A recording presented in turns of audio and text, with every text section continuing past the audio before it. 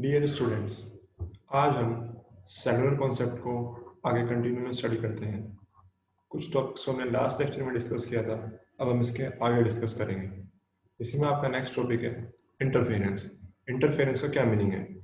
Interference का meaning है जब आपके पास टू सिग्नल्स हैं, अगर उनकी सेम फ्रीक्वेंसी हो जाए तो वो क्या हो जाएंगे, आपस में इंटरफेयर हो जाएंगे, एक दूसरे को इफेक्ट करेंगे। तो मीन्स क्या हुआ, अगर आपके पास टू सिग्नल्स हैं जिनकी फ्रीक्वेंसी सेम हो जाती है तो वो आपस में इंटरफेरेंस करने लगते हैं। तो इसकी वजह से हमारे जो सिग्नल्स हैं उनकी क्वालिटी ख़राब हो जाती है।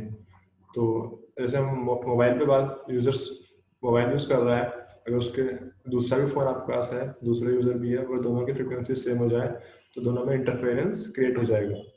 तो इसको अवॉइड, तो इस वजह से आपका इंटरफेरेंस क्रिएट होता है कि अगर आपका दूसरा फोन, दूसरा यूजर भी अगर वही फ्रीक्वेंसी यूज कर रहा है तो उसमें भी आपका इंटरफेरेंस हो सकता है। अगर आप या दूसरा पर्सन जो कॉल का यूज कर रहा है उसकी फ्रीक्वेंसी और आपकी फ्रीक्वेंसी मैच हो जाए तो भी आपका इंटरफेरेंस हो जाएगा। अगर आपका बेस स्टेशन किसी दूसरे फ्रीक्वेंसी बैंड में ऑपरेट कर रहा है तो भी आप में इंटरफेरेंस क्रिएट हो जाएगा। या आपके पास दूसरे फ्रीक्वेंसी बैंड की एनर्जी लीक हो रही है आपके बैंड में तो भी आपका इंटरफेरेंस क्रिएट हो सकता है। तो बेसिकली इंटरफेरेंस का मीनिंग है जब आपके पास टू सिग्नल्स सेम फ्रीक्वेंसीज के आपस में मिल जाते हैं तो आपका इंटरफेरेंस क्रिएट हो जाता है। तो इंटरफेरेंस आपका टू टाइप्स का हो सकता है। फर्स्ट इज को channel interference, second is adjacent channel interference. जैसा आप फिगर में देख रहे हैं, जैसे आपकी एक सेल होती है, उसमें ईच सेल के अंदर कुछ एक सेल होती है, उससे कुछ पास में एडजेसेंट सेल होती है। जो जितने भी आपके पास एक क्लस्टर के अंदर जितनी भी आपके पास सेल्स होती हैं उन सब की आपके पास फ्रीक्वेंसीज डिफरेंट होती है। वही फ्रीक्वेंसी अब आप दूसरे क्लस्टर में यूज करते हो, कहीं दूसरे रीजन में। तो इसी तरीके से आप फिगर में देख रहे हो, जो आपके पर्पल कलर में सेल्स हैं उन सब की क्या फ्रीक्वेंसीज है, वो सेम फ्रीक्वेंसीज को यूज कर रही है। तो क्या ये आपके को चैनल हो जाएंगे। और दूसरी सेल्स जो आपके पास पर्पल कलर के बराबर में है, उसमें आपका लाइट ग्रीन कलर गिवन है, जिसमें जो सभी सेल्स हैं वो एक दूसरे के एडजेसेंट है, यानी कि बराबर बराबर है। अगर एडजेसेंट सेल के कारण आपका इंटरफेरेंस होता है तो उसको हम बोलते हैं एडजेसेंट चैनल इंटरफेरेंस। अगर आपका इंटरफेरेंस ड्यू टू द को चैनल की वजह से होता है तो उसको हम बोलते हैं को चैनल इंटरफेरेंस।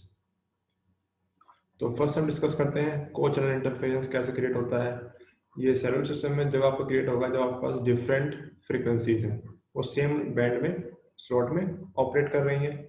अगर ईच सेट के हमारे पास एक स्पेसिफिक सेल है, उस सेल में आपके पास डिफरेंट टाइप से फ्रीक्वेंसीज ऑपरेट कर रही हैं, अगर वो आपस में ओवरलैप कर जाए तो आपका इंटरफेरेंस क्रिएट हो जाएगा। अगर आपका इंटरफेरेंस होगा इससे आपके सिस्टम की कैपेसिटी भी कम हो जाती है। इंटरफेरेंस आपका ज़्यादातर वहाँ पे होता है जहाँ पे आपकी पॉपुलेशन हाई है या जहाँ पे आपके यूज़र ज़्यादा हैं, वहाँ पे आपके इंटरफेरेंस होने की चांसेस ज़्यादा है, क्योंकि वहाँ पे सिग्नल के आपस में ओवरलैप होने की पॉसिबिलिटी बढ़ जाती है।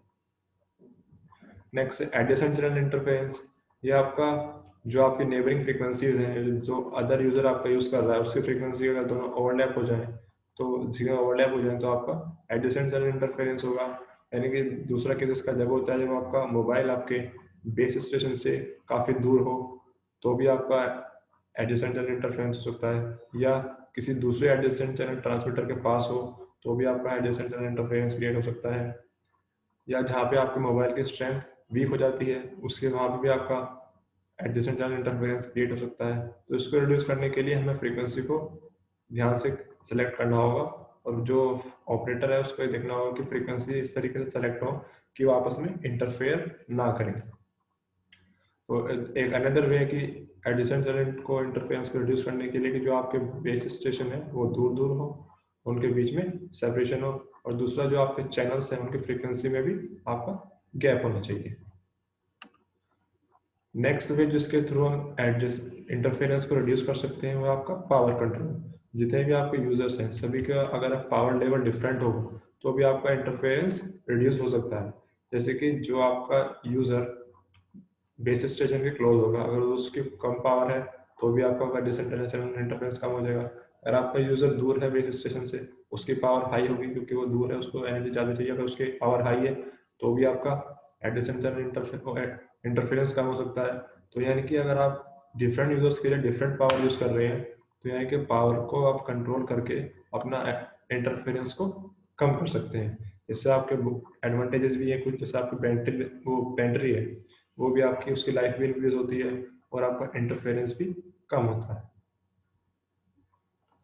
नेक्स्ट इसमें है टॉपिक, अगर आपको अपने सिस्टम की कैपेसिटी एंड कवरेज को इंक्रीज करना है, यानी कि जो आपका एक बेस स्टेशन है वो ज़्यादा नंबर ऑफ यूजर्स को कवर कर पाए, तो उसको इंक्रीज करने के लिए हमारे पास डिफरेंट मेथड्स हैं या डिफरेंट तरीके हैं जिनको हम कह सकते हैं। फर्स्ट वे आपका सेल स्प्लिटिंग है। सेल स्प्लिटिंग में हम क्या करते हैं, एक एरिया को स्मॉल एरियाज में, एक सेल को स्मॉल सेल्स में फर्दर डिवाइड कर देते हैं। सेल सेक्टरिंग में हम एक सेल को स्मॉल सेक्टर्स में डिवाइड कर देते हैं, जिसके उसको हम यूज़ करते हैं। देन आपका माइक्रो सेल जोन है, इसमें भी हम सेल को डिफरेंट पार्ट्स में डिवाइड कर देते हैं। देन अब वन बाय वन इसको हम स्टडी करते हैं। लोग यहाँ पे अगर दोबारा से देख सकते हैं, जो कैपेसिटी होती है सेल नेटवर्क उसको इंक्रीज करने के लिए मेथड है हमारे पास फ्रीक्वेंसी बोरोइंग। फ्रीक्वेंसी बोरोइंग को हम यूज कह सकते हैं फ्रीक्वेंसी रीयूजिंग। उसी फ्रीक्वेंसी को अगर हम दोबारा यूज करें दूसरे रीजन में तो भी हमारी कैपेसिटी बढ़ जाएगी। देन आपके पास सेल स्प्लिटिंग है, सेल सेक्टरिंग है एंड माइक्रो सेल्स है। और सेल स्प्लिटिंग अब इसका मीनिंग देखते हैं क्या होता है। जो आपका बेस स्टेशन होता है सेलुलर नेटवर्क का, तो हम क्या करते हैं उसको डिफरेंट सेल्स में स्प्लिट कर देते हैं। जैसा आप फिगर में देख रहे हैं, एक आपका सपोज बेस स्टेशन ए है, इसको हमने डिफरेंट फर्दर छोटे सेल्स में स्प्लिट कर दिया, तो ये क्या हो गया, इससे फर्दर छोटी छोटी सेल्स क्रिएट हो गई। एक सेल को भी आपने फर्दर छोटे पार्ट्स में डिवाइड कर दिया, तो इसको हम क्या बोल रहे हैं, सेल स्प्लिटिंग। ऐसा फिगर में देखो, जो आपका ए बेस स्टेशन है उसको हमने क्या किया, स्प्लिट कर दिया छोटे सेल्स में, यानी कि ए के बाद बराबर में आपको B C D E F G आपके जो स्टेशन है ये दिख रहे हैं। ये सब कैसे क्रिएट हुए, हमने सेल्स को स्प्लिट किया फर्दर छोटे पार्ट में, तो आपको क्या हो गया, सेल स्प्लिटिंग हो गई।